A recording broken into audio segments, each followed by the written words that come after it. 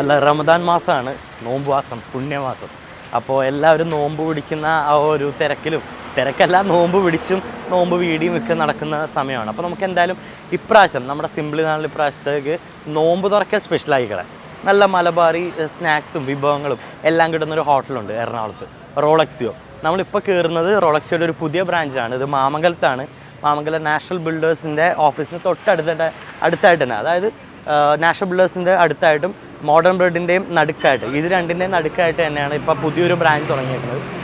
കുറച്ച് ആളായി തുടങ്ങിയിട്ടുള്ളൂ. പക്ഷേ ഇവർ നമ്മുടെ എറണാകുളത്ത് നല്ല മലബാറി ഭക്ഷണങ്ങൾ നമുക്ക് തരാൻ തുടങ്ങിയിട്ട് വളരെ കുറേ വർഷങ്ങൾ തന്നെയായി. നമുക്ക് എന്തായാലും നല്ല ഭക്ഷണത്തിൻ്റെ രുചിയുടെയും ബാക്കിയുള്ള വിവരം നമുക്ക് എന്തായാലും ഉള്ളിൽ ചെന്നറിയാം. നമുക്ക് ഉള്ളിലേക്ക് പോകാം അല്ലേ, വായോ.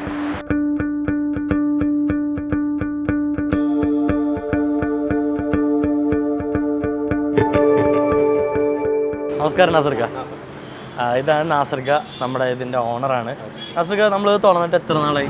ഈ ബ്രാഞ്ച് തുടങ്ങിയിട്ട് 2 വർഷത്തിന് മുമ്പ്. 2 വർഷം. ഇതിന് മുമ്പ് എവിടെയായിരുന്നു കറക്റ്റായിട്ട്? നമ്മുടെ ലിസി ഹോസ്പിറ്റൽ ജംഗ്ഷനിൽ റോളക്സ് ഉണ്ട്. ഫാദറായിട്ട് തുടങ്ങിയത് 16 തുടങ്ങിയതാണ്. എപ്പോഴാണ് തുടങ്ങിയത്? 1969. നമ്മുടെ എന്തായിരുന്നു സ്പെഷ്യാലിറ്റി ശരിക്കും അവിടെ തൊട്ട് തന്നെ? അവിടെ നിന്ന് മെയിനായിട്ട് പൊറോട്ടയും ബീഫും ആയിരുന്നു. അവിടുത്തെ ആൾക്കാരുടെ ബീഫ് ആയിരുന്നു അവിടെ ഏറ്റവും ഫേമസ്. വേറെ നോർമൽ സമൂസ അവിടുത്തെ എല്ലാവരും അറിയപ്പെടുന്ന ഹോട്ടലും ആയിരുന്നു. ഇത്ര വെറൈറ്റീസ് അവിടെ ഉണ്ടായിരുന്നില്ല. ഇവിടെ നമ്മളിങ്ങനെ ഒരു മെയിനായിട്ട് മലബാർ ഫുഡും കുറേ അറബിക്കുമാണ് ഇവിടെ നമ്മൾ ചെയ്യുന്നത്. ഓക്കെ, നമ്മൾ നോമ്പ് തുറ സ്പെഷ്യലായിട്ട് കുറേ സ്നാക്സും ഉണ്ട്, പല പലഹാരങ്ങളും ഉണ്ട്. അപ്പോൾ അതിനുവേണ്ടി നമ്മളിപ്പോൾ നോമ്പിന് പകൽ ഷോപ്പ് ഉണ്ടാവില്ല, നോമ്പ് സമയങ്ങളിൽ 4 to 6 നമ്മൾ പാർസൽ കൊടുക്കും. 7 o'clock ആകുമ്പോൾ നമ്മൾ റെസ്റ്റോറൻറ്റ് സ്റ്റാർട്ട് ചെയ്യും. ബാങ്ക് കൊടുത്ത് നമസ്കാരം കഴിഞ്ഞാലാണ് റെസ്റ്റോറൻറ്റ് സ്റ്റാർട്ട് ചെയ്യുന്നത്. നമ്മൾ നോമ്പുറ സ്പെഷ്യലായിട്ട് തന്നെ ആ സ്നാക്സ് ഒക്കെ ഒന്ന് പരിചയപ്പെടാം. ഓക്കെ, എന്തായാലും അങ്ങോട്ട് പോകാം.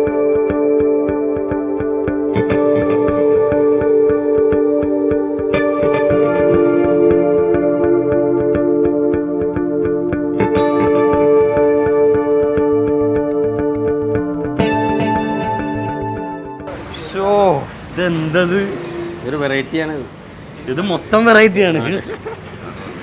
അപ്പോൾ എന്തായാലും നമുക്ക് പ്രേക്ഷകർക്ക് പരിചയപ്പെടുത്താം. ഇത് നമ്മുടെ നോർമൽ കേരള ഇലയുടെ ശർക്കരയും തേങ്ങയും വെച്ചിട്ടുണ്ട്. ഇലയട, നമ്മുടെ സാധാ ഇലയട.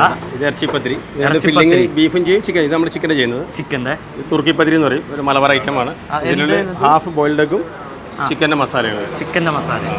ഇത് അറേബ്യൻ ഫ്ലവർ എന്ന് പറയും. ഇത് നമ്മൾ അറബിക് മസാല ഫ്ലവർ ഷേപ്പിൽ ചെയ്തിട്ട് നമ്മൾ. പിന്നെ ഇതും ഒരു മലബാർ ഐറ്റംസ് ആണ്. എഗ് ചിക്കൻ കബാബ് എന്ന് പറയും. അത് എന്തൊക്കെയാണ്?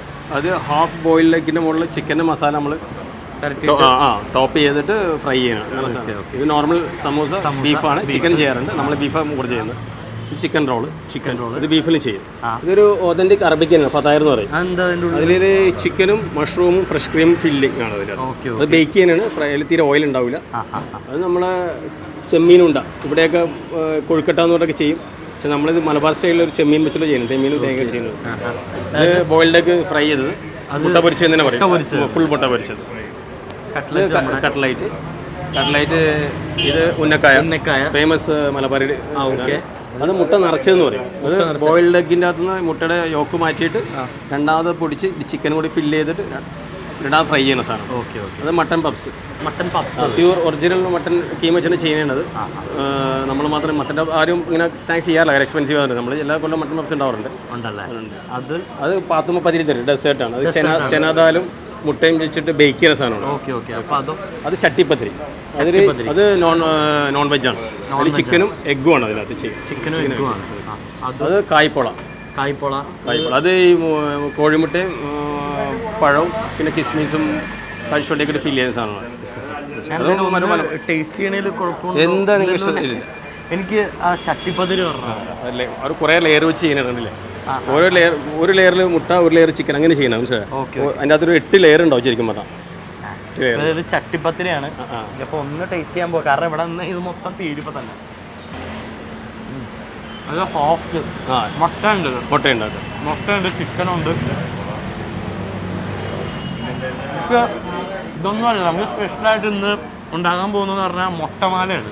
മുട്ടമാല ഇത് കഴിഞ്ഞാൽ നമുക്ക് കാണിക്കാം. മുട്ടമാലയാണ് നമ്മൾ ഇന്ന് ഉണ്ടാകാൻ പോകുന്നത്. മുട്ടമാലയും പിന്നെ നോർമലി ചെയ്ത സാധനത്തിന് തന്നെ ഫത്തായറിനെ കാണിക്കാന്ന് പറഞ്ഞിട്ടുണ്ട് ഉണ്ടാക്കുന്നത്.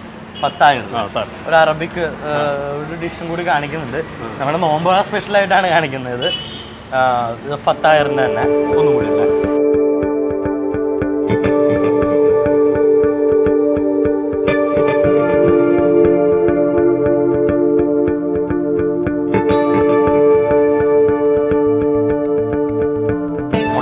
ചട്ടിപ്പത്തിരി, സോറി ചട്ടിപ്പത്തിരി കഴിച്ചു കഴിഞ്ഞിരിക്കുകയാണ്. ഇനിയിപ്പോൾ എന്തായാലും നോമ്പ് തുറക്കാനുള്ള സമയം, ഇപ്പോൾ ആൾക്കാരുടെ റഷസ് വാങ്ങിക്കാനുള്ള ആൾക്കാരുടെ റഷസ് പോയി. ഇനിയിപ്പോൾ ഞാനിവിടെ വന്നു കഴിഞ്ഞാൽ ഒന്നും നടക്കത്തില്ല, ഞാൻ തന്നെ മൊത്തം തട്ടും. അപ്പോൾ എന്തായാലും ഉണ്ടാക്കുന്നതും മുട്ടമാലയും കൂടി അല്ലേ. അപ്പോൾ നമുക്ക് എന്തായാലും കിച്ചണിലേക്ക് കിടക്കാം. വായോ.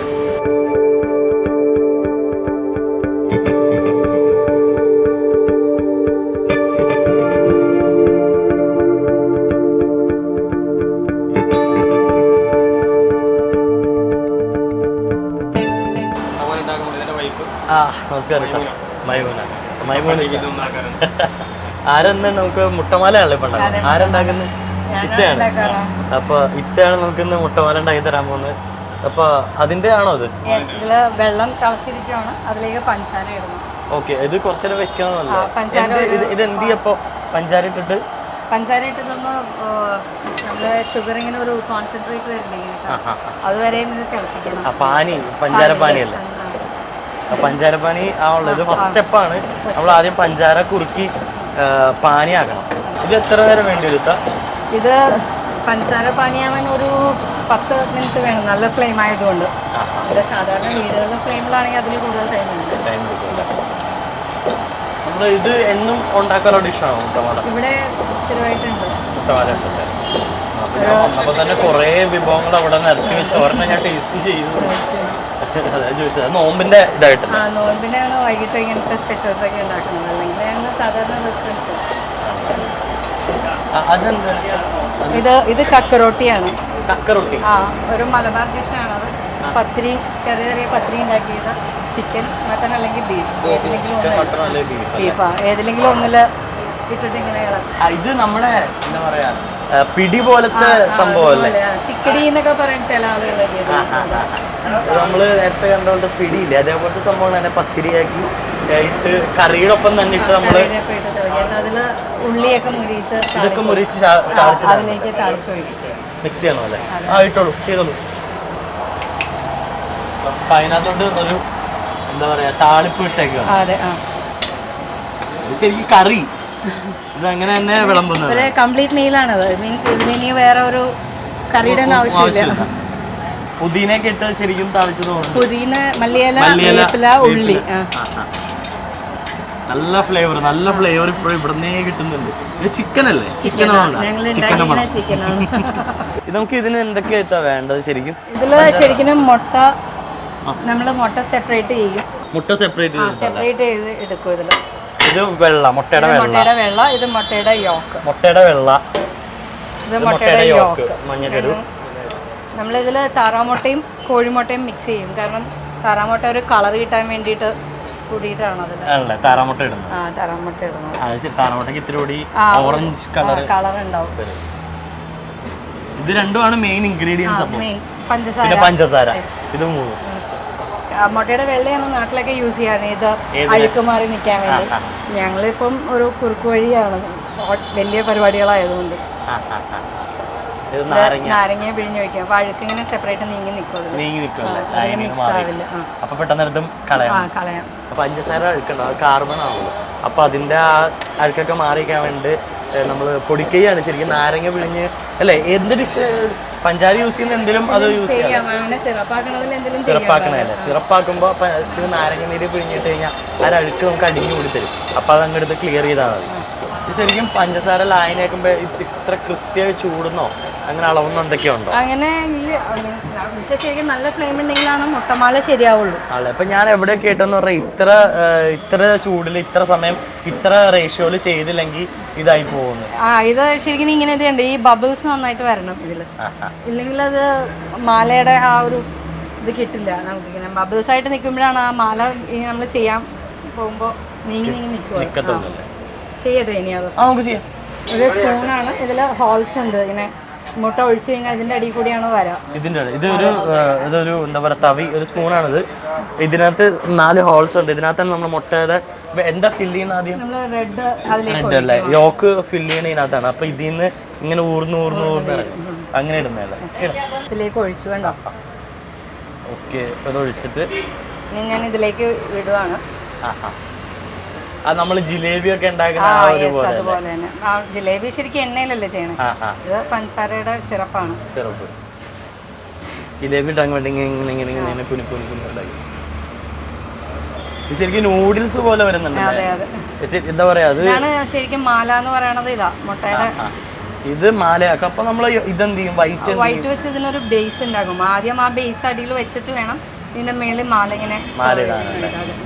ഇതിപ്പോ ഒറ്റ പ്രാവശ്യം ഒരു തവിയാണോ ഇത്? ഇത് എത്ര നേരത്തേക്ക് കണ്ട് കുക്ക് ചെയ്യും? ഇത് തീരണ വരെ അത്രേ ഉള്ളൂ. അത് കഴിയുമ്പോൾ നമുക്കത് കോരിയെടുക്കാം അല്ലേ?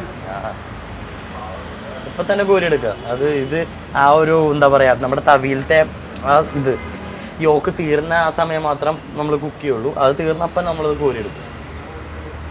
ഇത് ശരിക്കും നമ്മൾ മലബാർ ഡിഷ് തന്നെയല്ലേ? അതെ അതെ, കോഴിക്കോട് നിന്ന് അങ്ങോട്ടേക്ക് ഉണ്ടാവുള്ളൂ. ഇപ്പൊ കൊച്ചിയിൽ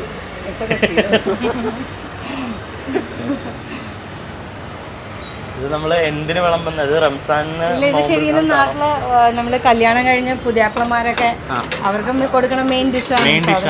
അവിടെ മലബാർ സൈഡിലോട്ടൊക്കെ പുതിയാപ്പിളമാർക്ക് കൊടുക്കുന്ന മെയിൻ ഡിഷാണ്. ഇത്തിരി ജസ്റ്റ് ഇങ്ങനെ വെള്ളം ഒഴിക്കണോ അല്ലേ? അത് ആ ഫ്ലെയിം ഒന്ന് അടങ്ങാൻ വേണ്ടിയിട്ടാണ്, എന്നാലേ ഇത് കോരാൻ പറ്റുള്ളൂ.